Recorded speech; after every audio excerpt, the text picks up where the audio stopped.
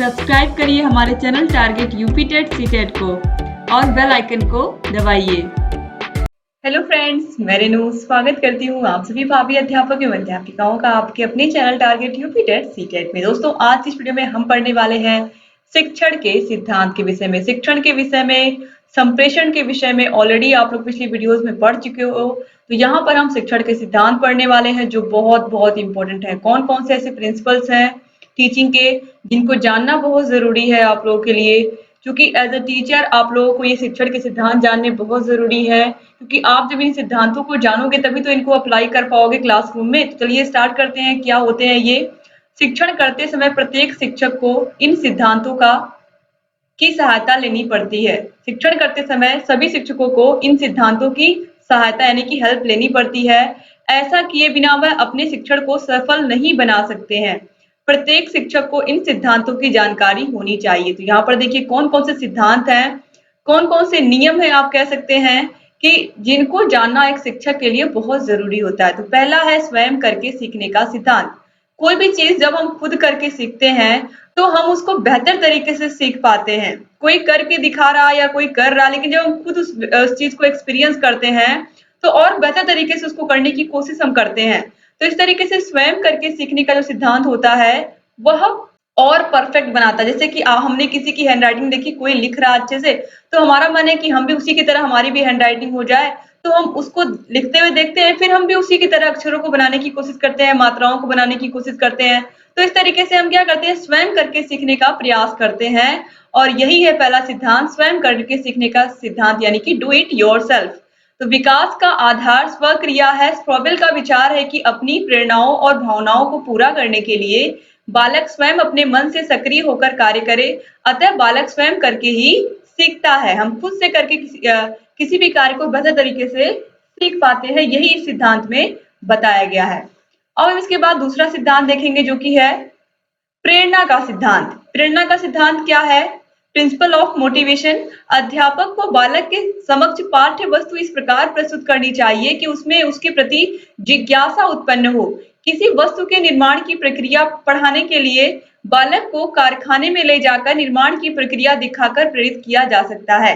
जैसे कि आप बच्चों को मिट्टी के बर्तनों के विषय में पढ़ा रहे हो, तो मिट्टी के बर्तन आप कुम्हार के पास ले जा करके बच्चों को दिखा सकते हो कि किस तरीके से कुम्हार पहले मिट्टी को किस तरीके से वह गूंथता है और किस तरीके से वह पहले बर्तनों को आकार देता है, कैसे वह उनको आग में तपाता है और फिर जाकर के मिट्टी के बर्तन तैयार होते हैं।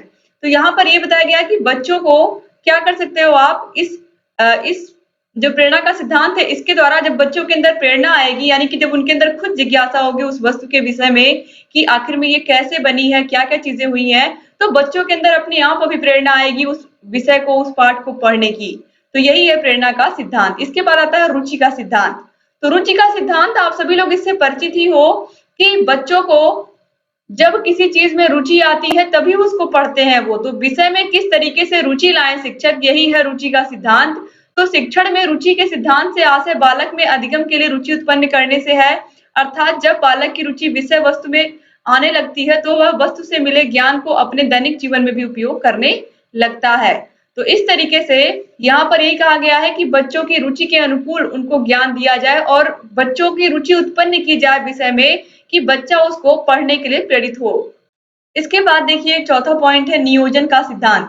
शिक्षकों को किसी भी पाठ को पढ़ाने से पूर्व छात्रों की आयु, स्तर, क्या पढ़ाना है, किस विधि का प्रयोग करके पढ़ाना है, किस सहायक शिक्षण सामग्री का प्रयोग करना है और संभावित समस्याओं को किस प्रकार हल करना है आदि सभी बिंदुओं को निश्चित कर लेना चाहिए। तो यही है नियोजन का सिद्धांत। नियोजन का सिद्धांत मतलब प्लानिंग के थ्रू आप जाइए क्लासरूम में। तो ये आप सभी लोगों को पहले से ही पता है कि जब क्लासरूम में हम पढ़ाने जाएंगे तो हमारे पास एक प्रॉपर लेसन प्लान होना चाहिए और उसी के अकॉर्डिंग हमें बच्चों को पढ़ाना है।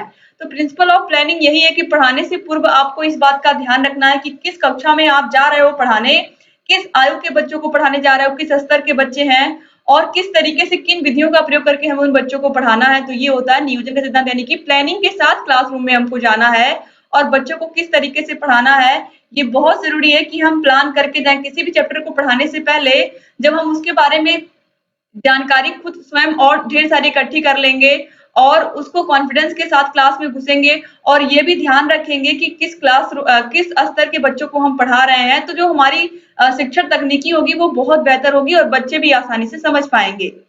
इसके बाद देखिए निश्चित उद्देश्य का सिद्धांत। कोई भी काम हम करते हैं तो उसका क्या होता है, कोई ना कोई उद्देश्य होता है। आप लोग ट्रेनिंग ले रहे हो तो आपका भी उद्देश्य है कि हमें जल्द से जल्द शिक्षक बनना है, जल्द से जल्द हमें टीचर बनना है, गवर्नमेंट टीचर बनना है, तो इसीलिए तो आप ट्रेनिंग ले रहे हो। तो इस तरीके से किसी भी काम को करने का कोई ना कोई उद्देश्य होता है। तो बच्चे को अगर कोई लेसन आप पढ़ा रहे हो तो उसको करने का क्या होगा, कोई ना कोई उसको पढ़ाने का कोई ना कोई उद्देश्य ही तो होगा। तो जिस प्रकार प्रत्येक कार्य का कोई ना कोई उद्देश्य होता है, उसी प्रकार प्रत्येक पाठ का उद्देश्य भी निश्चित होता है। उद्देश्यों का ज्ञान होने पर ही शिक्षण स्पष्ट, रोचक और प्रभावशाली बनता है। तो कोई भी चैप्टर आप बच्चों को पढ़ाने जा रहे हो तो बच्चों को उससे क्या लाभ होगा, उसके उद्देश्यों को बताना बहुत जरूरी है बच्चों को, ताकि बच्चे उसमें इंटरेस्ट लेकर के पढ़ पाए। इसके बाद आता है चुनाव का सिद्धांत, यानी कि प्रिंसिपल ऑफ सिलेक्शन। तो शिक्षक एक कालांश में बहुत अधिक ज्ञान नहीं दे सकते। आपको पता है मुश्किल से 30 से 35 मिनट का एक पीरियड होता है।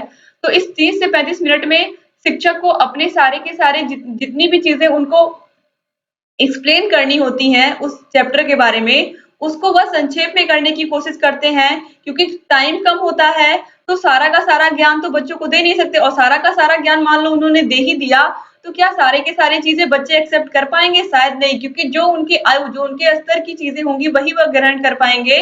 तो इसीलिए शिक्षक को कोशिश करनी है कि वह अपने विषय वस्तु से भटकने ना पाए, यानी कि उन्हें क्या चीजें पढ़ाना है उन्हें चूजी होना पड़ेगा। उन्हें यह पता होना, उन्हें यह देखना पड़ेगा पहले ही क्लासरूम में पढ़ाने से पहले उस चैप्टर को, कि इस स्तर पर बच्चों को, मान लीजिए क्लास 7th के बच्चों को हम पढ़ा रहे हैं, क्लास 5th के बच्चों को पढ़ा रहे हैं, तो हम 5th के बच्चों को जो पढ़ा रहे हैं वो कहीं 7th और 8th के लेवल पर तो हम नहीं पहुंच गए, जो बच्चे समझ ही नहीं पा रहे हैं। तो हमें वही पढ़ाना है जो उस आयु, उस स्तर के बच्चे समझ पाए, यानी कि हमें चूज करके पढ़ाना है। तो यहाँ पर आप देख सकते हैं कि शिक्षक एक कालांश में बहुत अधिक ज्ञान नहीं दे सकते, यानी कि एक क्लासरूम में या एक टाइम पीरियड में जो 30 से 35 मिनट की घंटी होती है उसमें अधिक ज्ञान नहीं दे सकते हैं। अतः शिक्षक को अपने विषय वस्तु को कई भागों में विभक्त कर लेना चाहिए। शिक्षक एक कालांश में वह क्या और कितना पढ़ाएं जिससे उसका शिक्षण सफल हो सके, चयन या चुनाव का सिद्धांत कहलाता है। अब देखिए इसके बाद जीवन से संबंध स्थापित करने का सिद्धांत, ये क्या है? जीवन से संबंध स्थापित करने का सिद्धांत, ये सिद्धांत ही आपस में खुद बता रहा है कि जो बच्चों को आप शिक्षा दे रहे हो, जो बच्चों के सामने आप शिक्षण कर रहे हो, टीचिंग कर रहे हो, उसको आप क्या करो, बच्चों के जीवन से रिलेट करके पढ़ाओ। वह चीजें उसके जीवन में कब, कहाँ, कैसे काम आएंगी, इसके विषय में जब आप बच्चों को पढ़ाओगे तो बच्चे उस सब्जेक्ट में बहुत अधिक रुचि लेकर के पढ़ेंगे। तो राष्ट्रीय पाठचर्या की रूपरेखा 2005 में भी शिक्षा को जीवन से जोड़ने की बात पर बल दिया गया है। शिक्षक को किसी भी पाठ को पढ़ाते समय उन तथ्यों एवं पहलुओं पर ध्यान स्थापित या केंद्रित करना चाहिए जो छात्रों को उनके जीवन की क्रियाओं के साथ संबंध स्थापित करने में सहायक हो। तो ये बहुत जरूरी है कि शिक्षक जो भी चीजें पढ़ा रहे हैं, जो भी लेसन पढ़ा रहे हैं, उन तथ्यों और पहलुओं पर वो विशेष रूप से ध्यान दें जो बच्चों के जीवन में हमेशा काम आएंगी। तो इसीलिए शिक्षक को पढ़ाते समय इस बात का भी ध्यान रखना है, इस सिद्धांत का भी ख्याल रखना है। इसके बाद आता है आवृत्ति या पुनरावृत्ति का सिद्धांत। जैसे कि बच्चों को आपने मान लीजिए क्लास 3rd में आप पढ़ा रहे हो, लेसन नंबर 1, 2, 3, लेसन नंबर 15 पर आप पहुंच गए पढ़ाते पढ़ाते, तो आप देखोगे आप 15 पर पहुंच गए। अगर एक दिन आपने बच्चों से कहा कि चलो आज हम लेसन नंबर 2 आप लोगों से सुनेंगे, तो आप बहुत सारे बच्चों को देखोगे कि लेसन नंबर 2 के क्वेश्चन आंसर्स नहीं सुना पाएंगे, क्योंकि जो लेसन नंबर 2 है उसको पढ़े हुए कई दिन हो गए। तो यहाँ पर इस बात का ख्याल रखना है, इस सिद्धांत में जो आवृत्ति या पुनरावृत्ति का सिद्धांत है, प्रिंसिपल ऑफ रेपिटेशन, इसमें ये कहा गया है शिक्षण में जिस पाठ या तत्व को बार बार पढ़ते व पढ़ाते हैं उस पर हमारी पकड़ अच्छी होती है और उसमें रुचि व ध्यान भी केंद्रित होता है। यानी कि बच्चों को आप किस तरीके से, जैसे यहाँ पर मैंने कहा कि जो पार्ट नंबर 2 है या लेसन नंबर 2 है, इसका जब टीचर ने कहा कि हम इसके क्वेश्चन आंसर पूछेंगे, तो बहुत सारे बच्चे हैं जो नहीं बता पा रहे हैं, या बहुत सारे बच्चों को भूल गया है लेसन नंबर 2। तो कैसे हम पुनरावृत्ति के द्वारा बच्चों को उन पुराने लेसन को भी याद करवा सकते हैं? गृह कार्य के माध्यम से आप कह सकते हैं कि हम लेसन नंबर 2, लेसन नंबर 3 कल सुनेंगे, या मासिक परीक्षा जो होती है, हर मंथ में जो एग्जाम होते हैं, इसके थ्रू भी आप क्या कर सकते हैं, जांच सकते हैं बच्चों की नॉलेज या बच्चों ने कितना सीखा है छात्रों से पाठ दोहराने को भी आप कह सकते हैं, यानी कि बच्चों से आप कह सकते हैं कि लेसन नंबर 2 या लेसन नंबर 3 आप रिवाइज करो, अभी हम पूछेंगे। तो इस तरीके से आवृत्ति या पुनरावृत्ति के सिद्धांत द्वारा क्या होता है कि बच्चों को पुरानी चीजें जो आपने पढ़ाई हैं वो भी लर्न होने लगती हैं या लर्न हो जाती हैं। इसके बाद देखिए व्यक्तिक भिन्नता का सिद्धांत है। तो प्रिंसिपल ऑफ इंडिविजुअल डिफरेंस, आपको पता है, ये बात आपको बताने की जरूरत नहीं है। एज ए टीचर आपको इस बात का हमेशा ख्याल रखना है कि अगर आपकी कक्षा में 30 बच्चे हैं तो 30 के 30 बच्चे तेज नहीं होंगे, यानी कि 30 के 30 बच्चों को सारी चीजें आपने जैसे ही पढ़ाया उनको याद नहीं हो जाएंगी।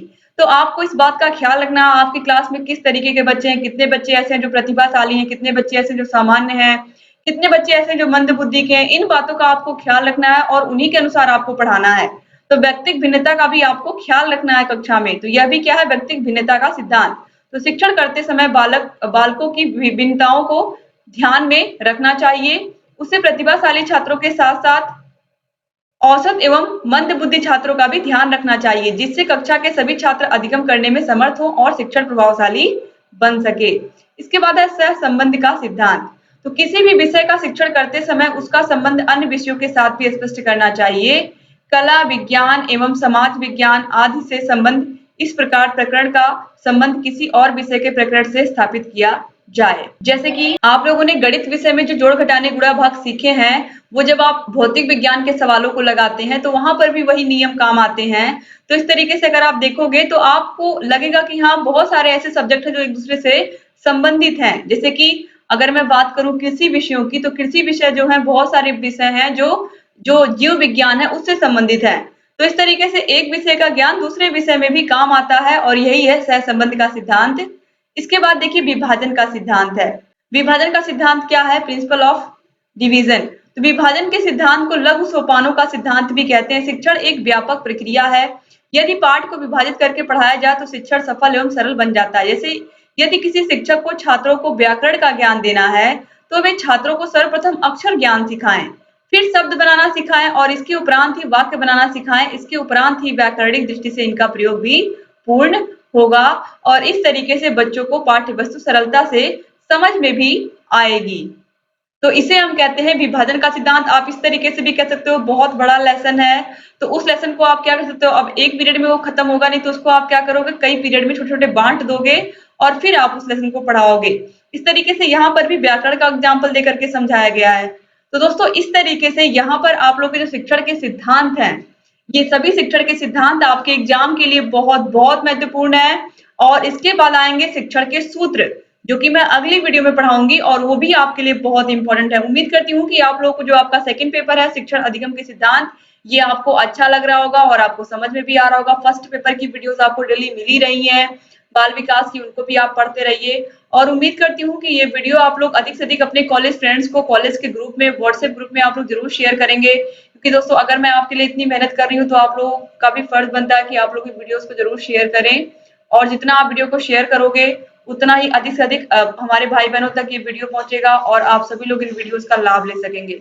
और अगर चैनल को सब्सक्राइब नहीं किया तो प्लीज सब्सक्राइब भी कर दीजिए और बगल में बेल आइकन होगी उसको भी प्रेस कर दीजिए, ताकि जो भी नई वीडियोस हम बनाते हैं उसका नोटिफिकेशन आपके पास समय से जाए। फर्स्ट सेमेस्टर के सारे विषयों की लिंक आपको डिस्क्रिप्शन बॉक्स, कमेंट बॉक्स में मिल जाएगी। आप लोग वहां पर जाकर के देख सकते हैं और बहुत ही अच्छी अच्छी वीडियोस मैंने पहले भी बनाई हैं और अभी बना रही हूँ। तो सारे वीडियोस को देखिए और जहाँ कहीं कोई भी समस्या है हमसे बताइए। जय हिंद।